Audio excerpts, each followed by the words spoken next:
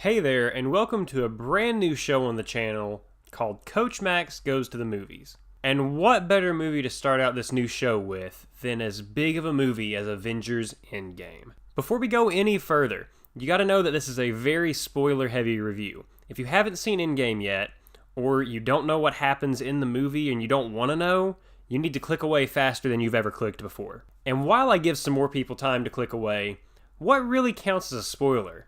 Because there's some stuff in this movie that you talk about, and yeah, that's a spoiler.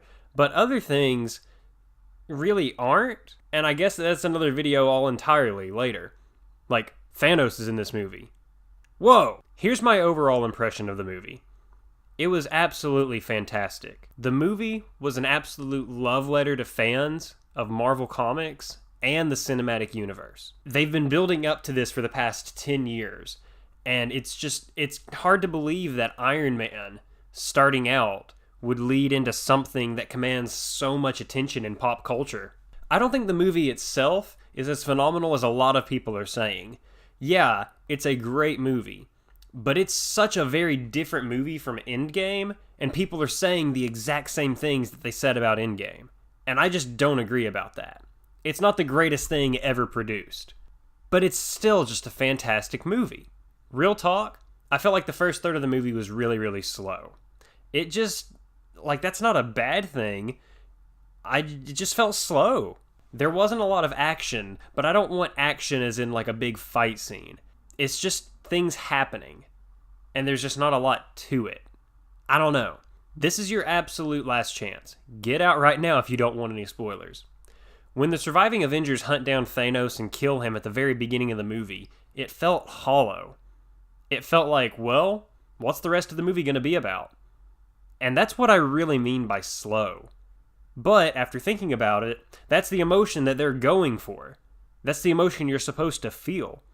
That's why Thor lets himself go so badly. That feeling of what you've been doing not really amounting to anything. The whole cinematic universe not amounting to a hill of beans.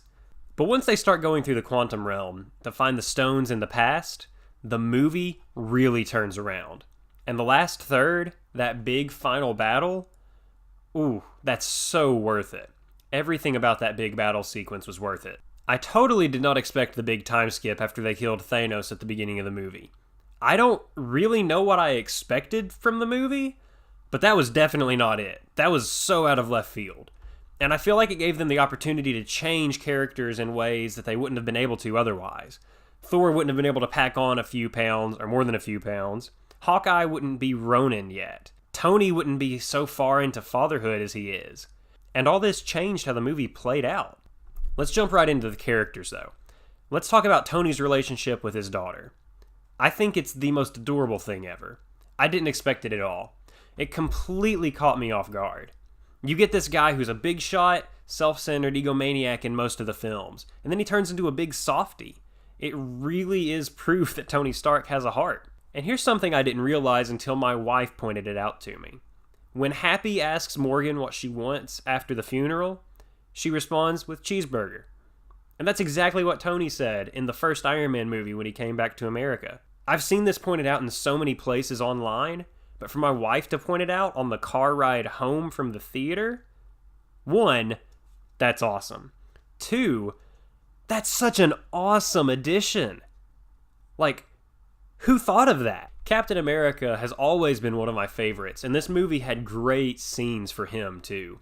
The big one is him handling Mjolnir, and that was absolutely awesome. Ever since that one scene in Age of Ultron, it's been hinted at, but now finally getting to see it in the heat of battle, it's good stuff. But having it happen in the heat of the final battle is like the icing on top of more icing on top of the world's largest cake. There's some people discussing online whether or not Captain America going back in time to live his life with Peggy breaks the rules of time travel that they spent so much time establishing, and I get where a lot of those complaints come from, but I don't really mind it.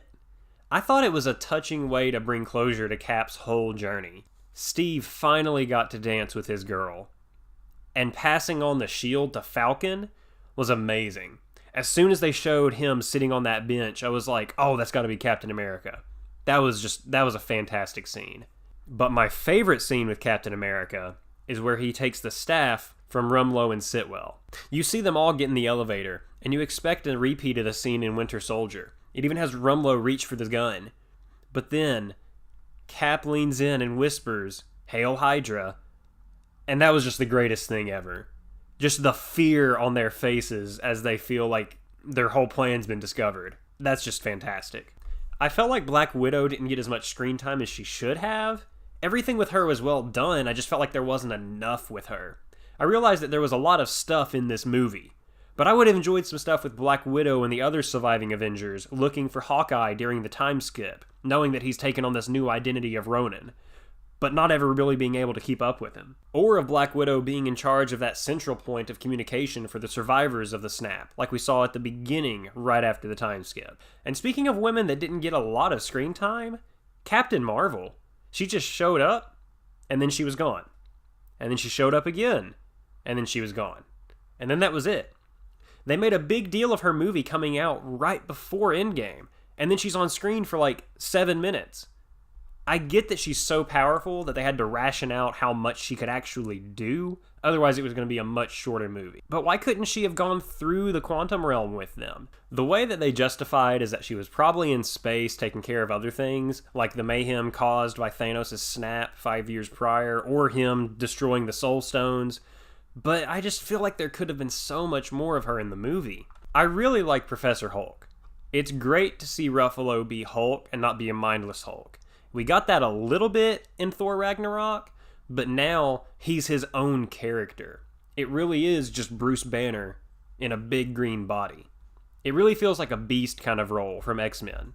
I don't know what the plans are for the universe after this, but I really hope Hulk stays this way. I wish there could have been more screen time for all of the other Avengers that were snapped in Infinity War. But if I want screen time with them, I guess I could just watch Infinity War again. But not having Doctor Strange for the whole movie, Spider-Man, I mean, I'm a little biased as you can tell. It just felt weird. I feel bad not talking about Ant-Man or Nebula a whole lot, given the pivotal role that they both had in the movie, but I feel like they were sometimes the only thing that kept the plot moving. So I'd just be praising what a story does to tell the story. They were both great. I've never really cared for Nebula. This movie actually made me feel sympathetic for her. They just weren't standouts for me. And the biggest thing that this movie makes you feel is emotion. This series has been working to this moment for 10 years. That's astounding. Every few minutes is met with an emotional scene of some sort. And I'm a notorious crier during movies. But I only teared up at one point. When everyone is watching the Stark hologram at the end of the movie, he gets up to turn off the machine, and he looks at his daughter and says, "I love you 3000. That was the moment that hit me harder than anything else. Then I wiped away tears with greasy popcorn hands, so I was crying for a completely different reason then. You need to see Endgame. To see the final chapter of such a grand tale. I'm so excited to see what comes next for the MCU. It's a shame that we might not ever get to see Chris Evans or Robert Downey Jr. as these characters again, but I feel like we were given the greatest of what they had to offer at the time, and that's just phenomenal. And we got to see Harley come back. That's a pretty neat detail I wasn't expecting. Let me know what you thought about Endgame. I'm hoping to do these kinds of reviews every so often just to spice it up. That's the whole reason for the channel being Coach Max Entertainment, not just Coach Max Gaming or something. I love all forms of media. I want to do something with music down the road, but for now, this seems like the creative next step. If there's something you want to see, just let me know. With Detective Pikachu coming out, and the trailer for Sonic the Hedgehog coming out this morning, I think we'll be able to talk about some stuff for a good while. And until next time, see you later.